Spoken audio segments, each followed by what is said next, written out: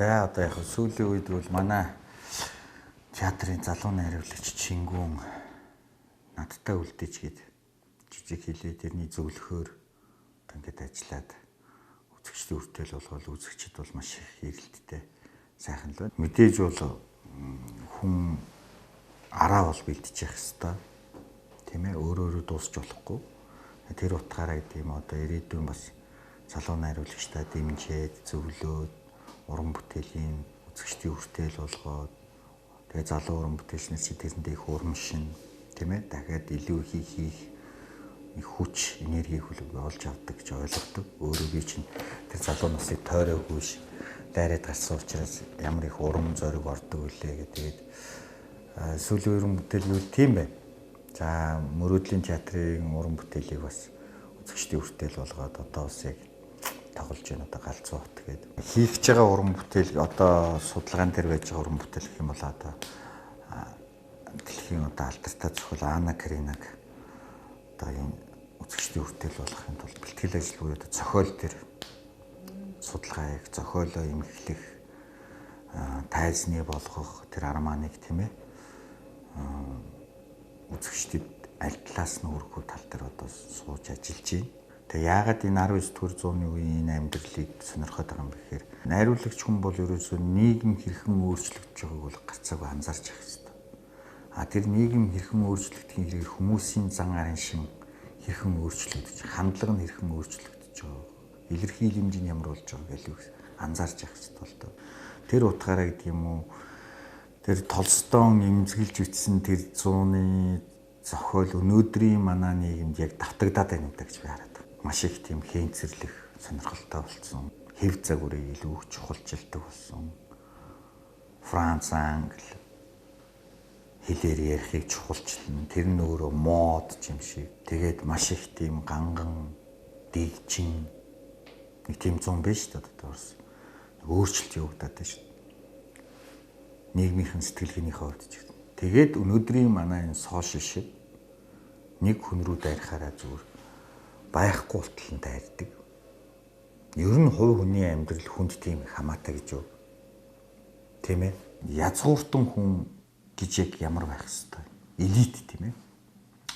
Нийгмийг тэргүүлэгч, нийгмийг өнгөлөгч, нийгмийн оюун санаа, нийгмийн тэргүүн одоо оюун санаа хэрхэн байх тухай энэ зохиолоор өгүүлнэ л дээ. Тэгэхээр би зүгээр энэ зохиол яг энэ цаг үед одоо л хийх ёстой юм байна даа л гэж найруулагчийнхээ хувьд бодож байна. Мэдээж бол энэ зохиол маш төвөгтэй зохиол шүү дээ. Зүгээр ч нэг аавын хүү аваад хийдэг зохиол бол огтосоо биш. Гэхдээ Монголын театр дэлхийн энэ том Толстойн Анна Каренинаг бол одоо үзэгчдийн хүртэл болгох цаг нь болж ил гэж бодож байна шүү.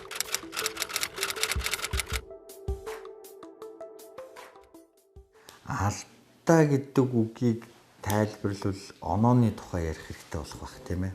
Алдааг бол хүн хийж явах үйл явцтай бол мэддэггүй алдаа гэж. Тэр бол алдаа гэдэг үг бол дандаа өнгөрсөн цаг дээр гардаг юм болов уу гэж би боддог байхгүй. Эргээд өнгөрсөн цагаас харсан үйлдэл маань өөрөө зөв үү буруу юу? Буруу байвал алдаа, зөв байвал оноо болдог байх л гэж бодож байна. Тийм учраас бол алдаа бол хүний онохын тулд урьдчил болж байгаа үйлдэл юм аа гэж хэлмээр байна.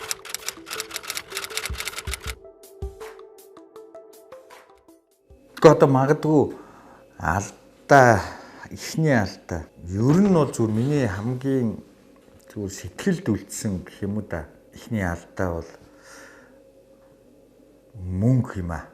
Тэр нь юу вэ гэхээр би 10 жилд байхдаа манай нэг найз ихчийнхээ эмэг бүжийг тавиад өгөөж би нэг ийм хийчээд эргүүлээд өгье гэхэд нь итгээд ихчийнхээ эмэг бүжийг ламбард нь тавиад найздаа аваад өгсөн. Тэгээд тэр одоо үйлдэл маань өөрөө эцэстээ бол нөхөрлөг үгүйсэн л дээ. Магадгүй би тэр үед чадахгүй үгүй гэж хэлж сурах хэрэгтэй байсан юм болов уу гэж. Тэгээ зүгээр эндээс үүдхээр мөнгө гэдэг юм бол өөрөө их айхтар хүчтэй ухтах юм л да. Нөхөрлөлөө их удаан барья гэвэл мөнгө зээлгч хэрэггүй, зээлдүүлэгч хэрэггүй л гэж би хэлэх гэдэг л да. Тэгээ эндээс үүдээд ихчи маань бас нэг удам дамжиж ирсэн тэр юм зүм тэгээд дашин шиг болсон бол их одоо миний ихний л алдаа юм да. Тэгээд би ер нь дахиж хизээч бас ийм үйлдэл хийж болохгүй юм байна гэдгийг аягүй сайн ойлгосон шүү дээ. Тэ.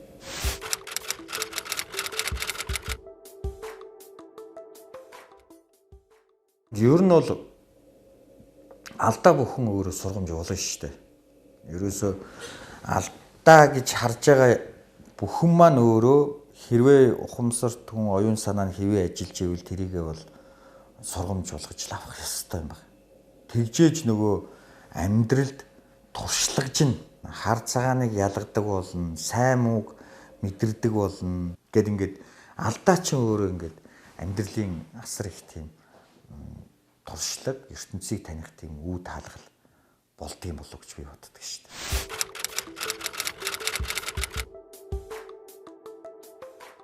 Би бол нэг зүйл дээр зүгээр өдийн насан дээр зүгээр миний нэг бодож байгаа юм бол хүнд 100% итгэхээс л их айдаг. Өмнө нь би тэгж алдчихсан байхгүй. Тэгэхээр энэ алдааг давтахгүй байх гэж хичээдэг. Яагаад гэвэл хүний ертөнцид бид нар байгаль дэлхийг таньж мэддэг тийм ээ. Юмс үзэгдэл, урвал тийм ээ. Одон оронч гэдэг юм ингээл таньж мэдэл. Хүн хизээч танигддаг. Одоо би их сони юм ярьсан. Хүн хизээч танигдахгүй. Бид нар хүнийг таньчлаа л гэдэг энэ тийм хүн. Үгүй л дээ. Факт гарч ирвэл тэр хүнээс ямар ч авир гарахыг хинч таашгүй. Тийм учраас бид нар тэр хүнийг таних тийм хугацаач байхгүй. Бүрэнгүүц танигдахгүй. А гэтэл хүн өөрөө өөрийгөө таньдгүй байхгүй. Жишээ нь ингэж байгаа юм. Зарим нэг ингээд ликтер ингээд нэг хүмүүс ингээд яриад идэв. Би зөвхөн бас тэрнтэй санал нийлдэг.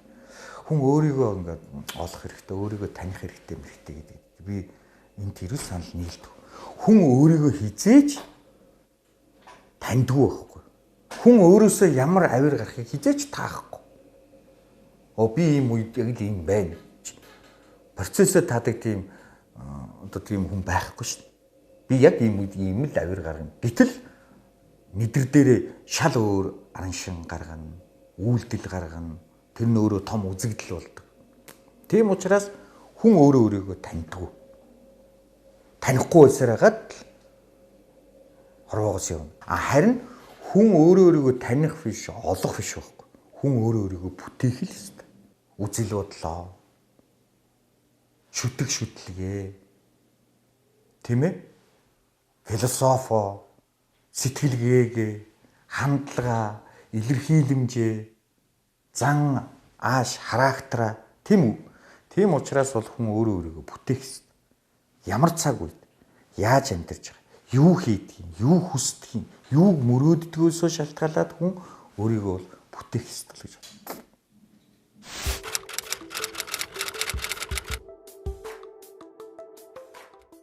За миний нэг манай гэр бүлийн хүний хэлдгээр ч гэдэг манай найз би нэг юмыг ингээ хийн гэж зорихороо ямар ч саад бэрхшээл байсан шууд ингээл тэрийг тооцоолохгүйгээр ингээ дайрдаг.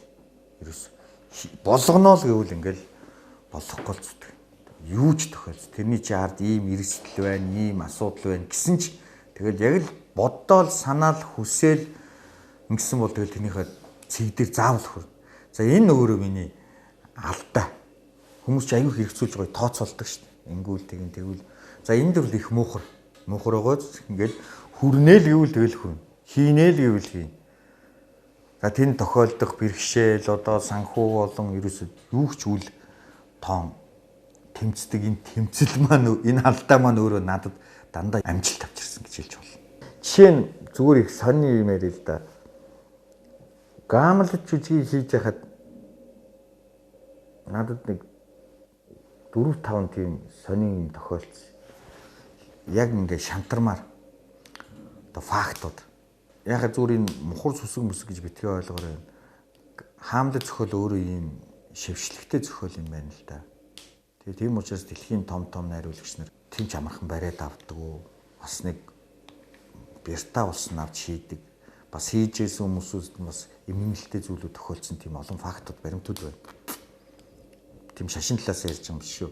Зүгээр нь бодит болсон процессыг ярьж байгаа.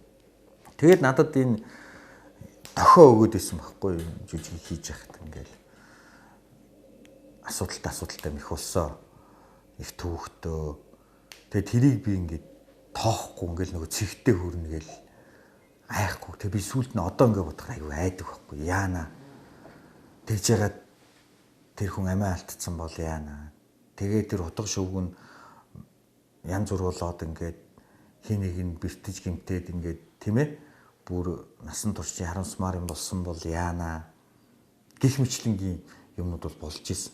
Тэг эргээд ингээ харахаар ингээл айцс үрдэн шүү дээ ингээд ёо ямар тэнийг юм бэ гэд бойлгоо дохио өгөөд исэн биш үүж гэж бодох шиг. Гэхдээ л ямар ч хэлсэн эцэстээ бол үзэгчтэй хүргэнэ гэдгээр хүргсэн харин хүргсэн цагаас эхлээд бол ямар нэгэн асуудалгүйгээр ингээд жижиг маань бол их сайхан болж үзэгчдийн хүртэл үз. Тэгээд л бодох нөө тэгэл өмнө нь нэг тийм зовлон байдгийм байх. Тэгээ зовлонгийн ард чаргал заавалч хөөхдөж идэм байна л гэдэг бодолтой илүү их гүн бат итгэж байгаа шүү дээ.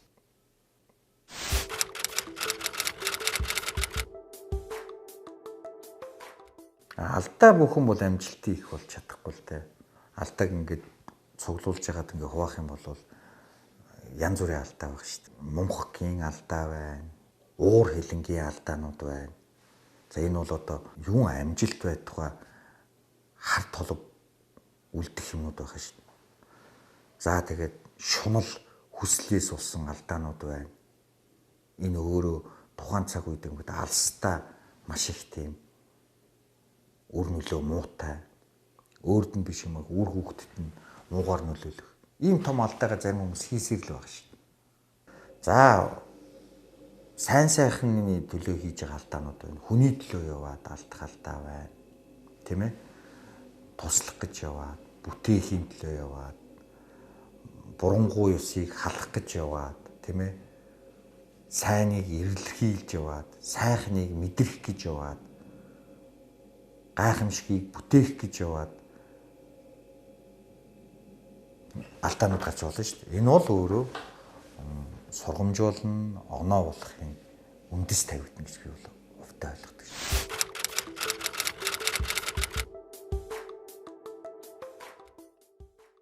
Алдааг бидэнд урьдчилж ямар гарын авлага байдаг вэ гэж эхлээд ярих хэрэгтэй байх гэж бодож байна.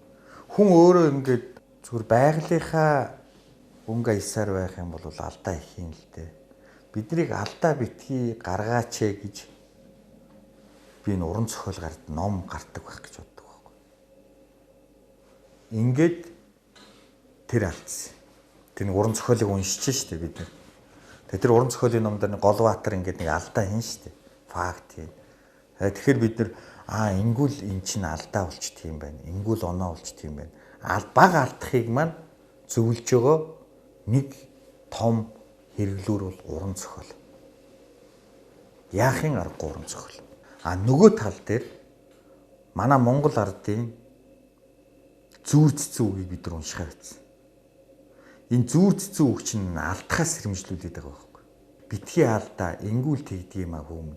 Энэ нь зөв байдгийм гэдгийг л ингээд тэр бидэнд ингээд уламжлалт гэсэн тэр ардын аман зохиол буюу тэр зүүр цэцэн үг чинь өөрөө ингээд хэлсэн байна. Нөгөө тал дээр бид нар энэ том энэ хутгтуудын сургаалуудыг юус уншихгүй. Тэнд чинь бидний хэрхэн амьдрах, алдаанаас хэрхэн сэргийлсэн сургаалууд байгаа байхгүй. Өндөр гэгээний энэ олон сайхан хутгтуудын гаргасан номлол. Гэхдээ эн чинь ерөөсөө л ингэчүүл алдчихдаг юм аа. Ингэхгүй тулд ийм бэ гэд хэлээд байгаа байхгүй. Энэний хамгийн одоо топ нь гэх юм бол бурхан багшийн сургаал байна. 50 минь ертөнцид 84 мянган гим байна. Эн чинь өөр гим гэдэг чинь алдаа. Тэгээ энийг ингээ хураахаар нэг 5 зүйл дээр хураагдаж байна. Уур хилэнгээ барьж сураа. Эндээс маш их алдаа гарна. Мунхаг байж болохгүй. Мунхаг гэдэг нь шүү дээ. Мэдлэг боловсралгүй хэлэхээс гадна биеийн өвчтөнийг хэлж байгаа. Би идмээр байна. би үнсмөр байна. Би нэг болцсон амьдралдаа жаргамаар байна гэдэг. Супер үг хэлэх болчиход байгаа. За тэр шунал. Тэгээд тэр атаа орсол тэр дурдгачаалын тухай. Эндээс бол бүх одоо алдаанууд. Тэгэхээр энийг л ингээд шингээгээд би ийм зүйлүүдээс хол байх ёстой байна гэсэн бодолтой байх юм бол алдаа багаар. Харин хайрлахын төлөө гаргаж байгаа алдаануудыг бас их сайн ертөнц юу тайлбарлаж чадахгүй байгаа шүү дээ. Одоо жишээ нь юу гэдэм бэ? Ямар ч уран зохиол, кино, жүжиг, тайлбарлагдсан бүтээлээ хайрын тухай өгүүлж тэр өөрөө давстай хол болдог. Хайрын тухай байхгүй бол тэр жүжиг, кино яг давсгүй болш. Гэтэл хайр өөрөө теорем байхгүй. Ингүүл тэгвэл ингэдэг юм байна. Тийм учраас маш сонирхолтой. Зүгээр одоо нэг юм бодох юм бол бид нар нэг юмыг алдааг ингээ өдөр бүхэн давтаад байгаа юм шиг санагддаг. Биднэрт алдаа үргэлж байна уу гэж бодвол нэг алдаа байна. Цаг хугацааг бид нар ерөөсөө үнэлэхгүй. Энэ цаг хугацаа маш хурдан өнгөрч байгаа. Тэгээд нэг л мэдхний бид нар өтөл насанд ирнэ. Тэгээ эргээд залуу наснда юу хийвэгээ харахаар юу ч хийж бүтээгээгүй. Тэгээд амаа гэдэг. Тэхмэн яалаа. Энэ бол асар том алдаа шүү. Тэгэхээр цаг хугацаатай бид нар уралдах хэрэгтэй. Цаг хугацаа бол өөрөө мөнхийн оршин тогтнож байгаа юм шиг. Одоо мөнхийн гэх юм бол цаг хугацаа. Бид байхгүйсэн ч байна. Бидний дараа байхгүйсэн ч байна. Цаг хугацаа нөгөө зүү чи ингээд явсаар л байна. Тэгэхээр энэ зүү өнгөрж байгаа мөч бүхнийг бид нар үр бүтээлтэй, үр ашигтай өнгөрөх тухай яагаад заримдаа бодож чадахгүй байна гэж. Бид нар заавал суутнууд байх албагүй л дээ. Тэр чинь суутнууд ч угаасаа ингээд тусдаа төрдөг. Тэдний ингээ харахаар цаг хугацаатай бүр ингээд асар ингээд уралдаж байгаа байхгүй. Одоо Да Винчи гэж үзэх юм бол тэд нар амжих юмсан. Хүн чинь өөрөө эрэхтэн угаасаа тоотой ярьж юм чи тэд наслна гэдэг. Тэрийг өөрөө мэдрэх хэрэгтэй. Өөрийнхөө организмыг мэдрэх хэрэгтэй. Тэг амжих хэрэгтэй байхгүй. Тэгж гимээжин сая бол харин та байхгүй болсон ч байгаа юм шиг амьд. Хэрвээ тэгж чадахгүй бол байгаа мөртлөө байхгүй юм шиг л амьдрын шүү дээ.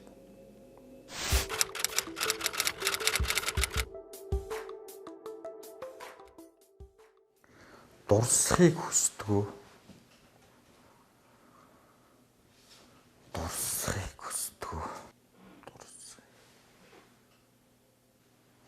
Ер нь сонголтын алдаанууд бас ертөнцид их шүү дээ. Буруу сонголт юм. Бид нар чинь 3 зүйл сонгохгүй гэдэг байгаа үстэй тий. Эцэг ихээ сонгож чадахгүй, эх орноо сонгож чадахгүй, хүүсээ сонгож чадахгүй тийм ээ. Ир юм бол төрх юм гэдэг. За бусдыг нь бол бид нар амьдралд бол жовтон сонголт гэдэг шүү тийм ээ. Товтон. За тэгээд тэр утгаараа бодох юм бол энэ сонголтын алдаа бол хүмүүст их байдаг баха. Зөвхөн миний хувьд бол дурсмааргүй алдаа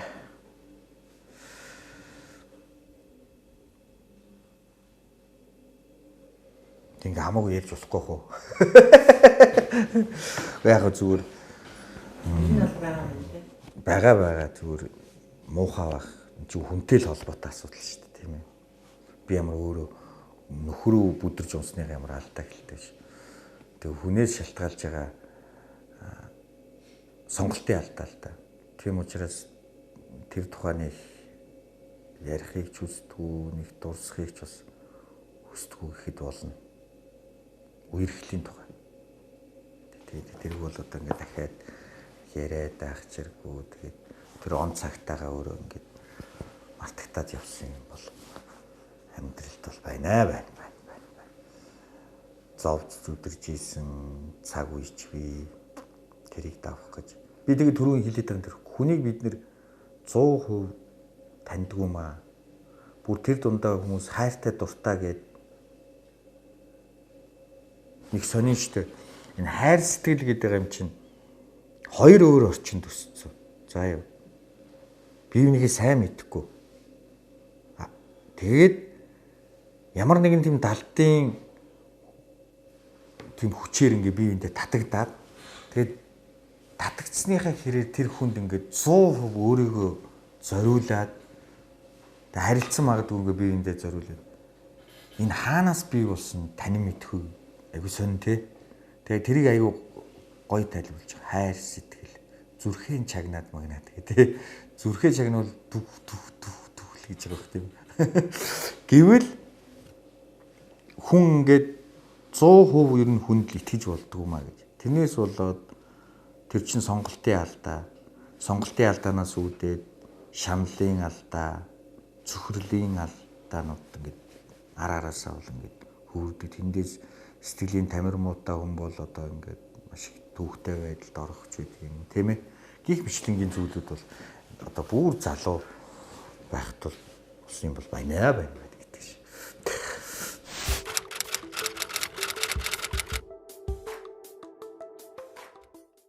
Гэхдээ яг гайхуул дуртай алдаа ч юу байх вэ? Одоо алдаа миний энэ алдаа сайхан алдаа шүү гэж ярьдаг хүн ертөнцид байхгүй л үү. Энэ их гоё алдаа шүү гэж. Зүгээр алдахаас айхгүй байх тэр чанар бол аягүй чухал шүү дээ. Жишээ нь хүн алдана гээл одоо ингэ бодоод байвал юу ч хийж чадахгүй. Алдахаас айхгүй тэр нэг хүний нэг тийм дайчин, зоримог, үзэл бодолтой үнэнч байх. Энэ чанар бол одоо алдаа гэхээсээ илүү бас оноо болох талтай шүү дээ. Тийм учраас би бол энэ талынхаа юмыг л ярьдаг. Ер нь хүн алдахаас айхгүй л байх хэрэгтэй.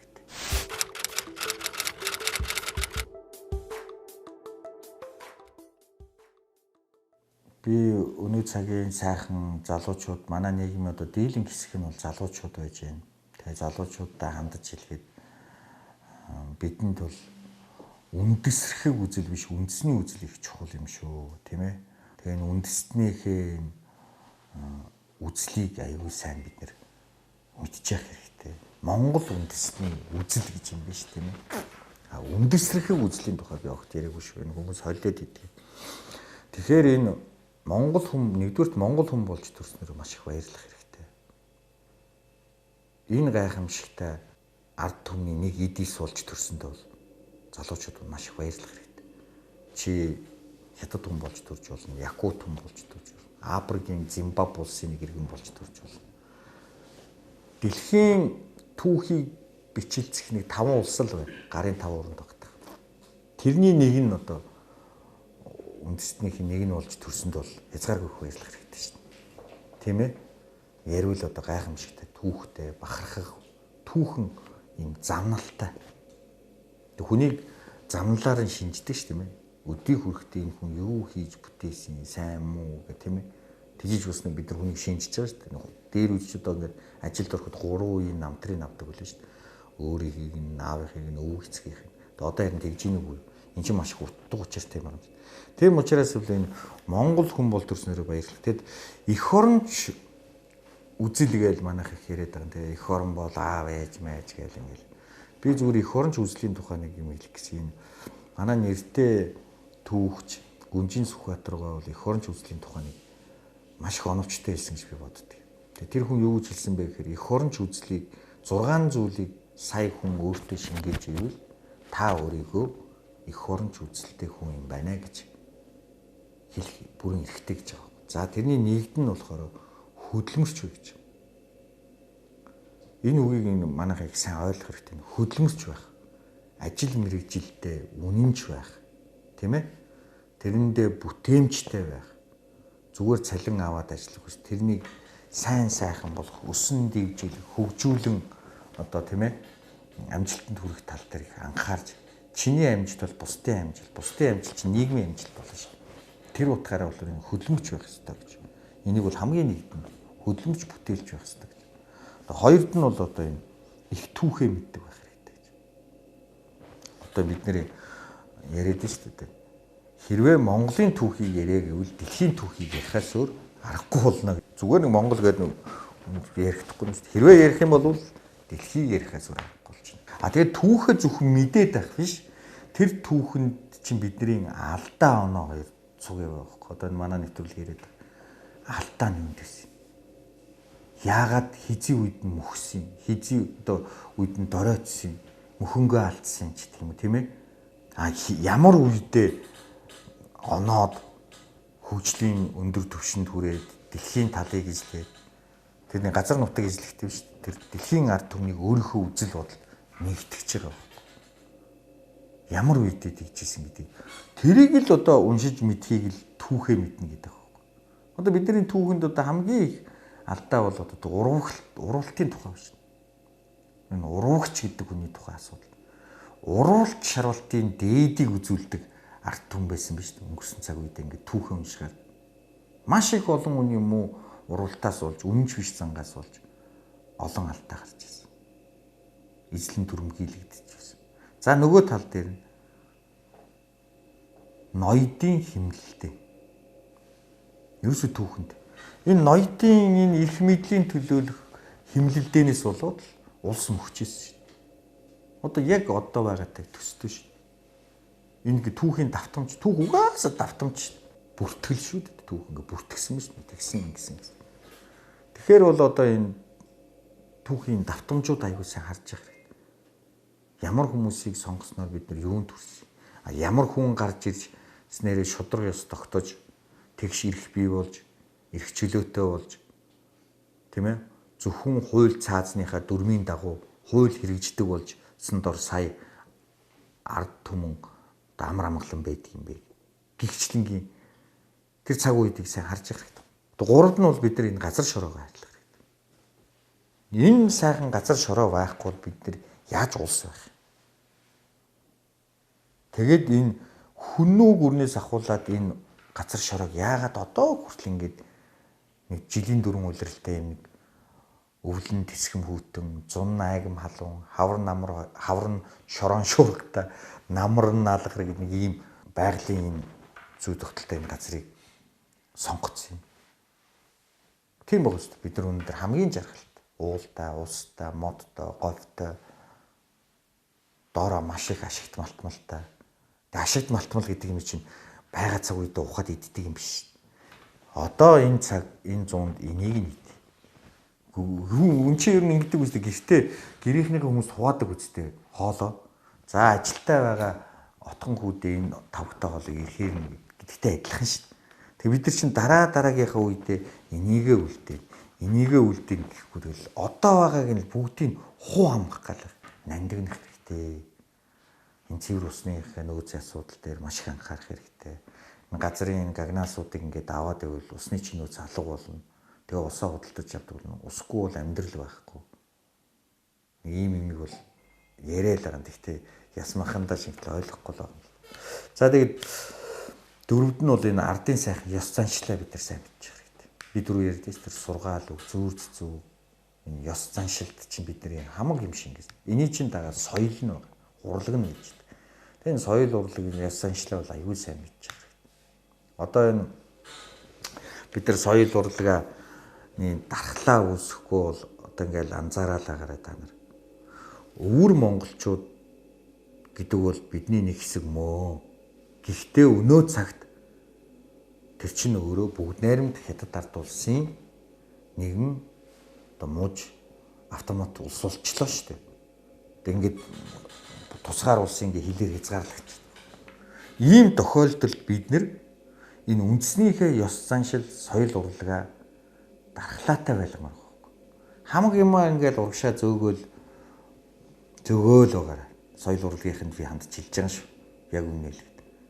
Эцэстээ өөрсдөө төрийнхөө наадмыг хийхэд урд зүгээс зөвшөөрөл энэ дугдуул гэсэн зөвшөөрөл өгөөч гэдэг болохыг гэж би бүр имээдэг байхгүй. Би энийг нэг төрийн наадам 3 жил хийсний үндсэл дээрс ярьж байгаа. Энэ улс мөнгө өгөхгүй байна. Мөнгө өгж байгаа газар явуулгүй яах юм гэж болно л доо. Манай улс өнөдөр мөнгө. Гэхдээ нэг үндэстэнний нэг өөрийнх нь тийм нэг хүний нэг юм чамдын нэг юм үзэл байх хэрэгтэй шүү дээ. Ядарсан ч би соёл урлагаа зарах хүн биш гэж сууж явах хэрэгтэй үстэй. Өссөн ч миний ходоод хоосон байсан ч гэсэн би Монголон гэх сэтгэлтэй хүн гээд яасан их гидсээ боддгийг тий. Өсөж чадахгүй байл л да. Энэ утгаар нь би хэлээд байгаа. Эн чинь шүү дээ өвөр Монголын урлаг гэж хизээж дэлхийд ярьдаг байхгүй. Хятад улсын урлаг, хятадын хөөмий, суур, морин хуур, уртын дуул гэж ярина шүү. За тэгээд соёл урлаггүй ард түмэн бол тэгэл ард түмэн биш. Ард түмний чинь тогтоож байгаа гол юм бол хил вэ? Тэгээд соёл урлаг шүү. Бусдаас ялгамжч ерөөсөө л соёл урлаг шүү. Энэ ингээ байхгүй бол тэгэл байхгүй. Гэдгийг их сайн бодох хэрэгтэй. Тэр ёс заншил соёл урлагаа мэдчих гэж. За тавд нь бол бидний энэ хил бичиг. Одоо ингээл хил тийм их хил гадны хилийг их чухалчилж байгаа зүйл дөө. Энэ өөрөө боловсролын нэг тийм төвшин байх л та. Гэхдээ монгол хэлээрээ зөв сайхан ярьж сурахгүй бол энэ хил чинь алгуулчдаг байхгүй. Тэг хил байхгүй бол үндэстэн хин ч хэрэг алга. Тэртээ дөрөв Аз царайтай бид нар тэгэл Азийн энэ нэгэнтэй адилхан. Бидний дунд Вьетнам царайтай аж өмби, Хятад царайтай аж өмби ялгагддаг шүү дээ. Тийм учраас бидний үндэстэн байхын нэг том дархлаа бол энэ хил байхгүй. Тэгээ зөв ярих энэ хиллэг ерөөсөө энэ яагаад гэвэл энэ уран зохиолын хичээл гэдэг юм байхгүй. Монгол хэлний хичээл өнөөдөр энэ хураангуу өгвөл дэлгэрэнгүй юм мэдж гэнэ юу хүмүүс. Зохион бичлэг хэр хийж байна? Найруулан бичлэг хэр хийж байна? Эсээ хэр бичиж байна? Ингээл бодхоос өрөө. Тэр нөгөө яруу тунгалаг үгсийн сангуу таа байна. Хамгийн их олон үгсийн сантай улс төмөн шүү дээ. Гэхдээ бодолтой та нар давным давнуу жила била гэдгийг одоо алтан цасны үлгэрийг дамжин сүрэнгүй хөрс алтан дэлхийн хөө хязгаар нутагт гээд ингээд орчуулж харж одоо чи яруу биш гэхүү Пушкинээс нь илүү ингээд орчуулга хийж ийм яруу тунгалаг хилтэй ард түмэн байж тэгэл одоо бидний одоо зүгээр та бодоор өдөрт бид нар яг Монгол хэдэн үгсийн хооронд сангийн хооронд ярьж ийн гэж бодоорой. 1000 үг хэрэглэж чадж ийн үгүй юу? Байхгүй болоо шүү. Тэгвэл одоо хаа юу байна? Гэл ингээл те. Чи хаа байна? Яг нэг Facebook чат шиг яриад байгаа. Юу байна? Хаа байна? Сооса. Гэл болохгүй шүү дээ. Тэгээ энэ хэлний чинь дархлааг барьдаг газар нь энэ театр байдаг байхгүй. Нэмэх нь кино урлаг. Одоо та нар энэ сүүлийн үеийн би кино үздэг үзээд үгүүдийг хараарай. Юу яриад байна? Ямар үг хэлэгдээд байна? Энд бодох ёстой шүү дээ. Зохиолоо бичиж байгаа тэр зохиолч ухаантай нөхөр нь, тэр найруулж байгаа ухаантай нөхөр нь энэ монгол хэлнийхээ энэ зөв хэллэгийг монгол хүнийг илтгэх энэ хиллэг нь хаав. Энэ дээр бид нар анхаарах хэрэгтэй. За тэгээд 6-ад нь бол одоо тэр иргэнч байх гэсэн. Иргэн хүн гэж ямар хүн гэлээ. Миний ирэх бусдын ирэхээр хязгаарлагдана. Би бусдын дунд амьдарч байна. Чи бусдыг хүндлэж амьдарч. Чи хүнийг хүндлвэл тэр хүн чамайг зөрүүлээд хүндэл. Бид нар нийтээр амьдарч байгаа гэдгийг битгий марталтаа. Та ганцаархнаа юм лаг хаавуулсанд амьдардаг хүн биш шүү дээ. Бид нар бусдын дунд амьдарч ийж аз жаргалтай, баяр хөөртэй. За нэг баян хүн гэж бодъё л доо. Алтан байшинтай. Тэр чи бодвол нэг тийм сэтгэлийн кафе бусдад гайхуулж авдаг юм байл л үү, тийм ээ. Нэг хажууг нь өнгөж гэхээр нөгөө систем байгаа шүү дээ, тий. Тийм бусд нь байхгүй болчиход яах юм? Хаанасаа кафе авах юм? Тэгээ би ийм 6 зүйлийг бол сая өөртөө шингээж өгөх их хурамч үзэлтэй хүн болдоо гэж манай нийт эрдэмтэн Гүнжин Сүхбаатар байсан. Би энийг бол мөнчиг тодорхой хэлчихье гэж боддөг шүү. Тэгээ яг одоо нэвтрүүлгийц залуучууд нь ийм их хурамч үзэл гэж ийм байт юм байна. Тэгээ нэг зүйлийг хэлэхэд алтан нар бидэнд гэрлээ авь адилхан заяад гэж шүү. Тийм учраас бидэнд бүгдэнд нь хүч чадал байна. Бүгдэнд нь эрдэм мэдлэг болох боломж байна. Цаг хугацааг маш их анзаарч байгаа хэрэгтэй. Энэ цаг хугацааг алдаа гэдэг бол хамгийн том алдаа шүү. Тийм учраас цагийг зөв ашиглах гэдэг бол хамгийн зөв. Бүх цаг урсан өнгөрч байгаа гэдгийг битгий мартаарай.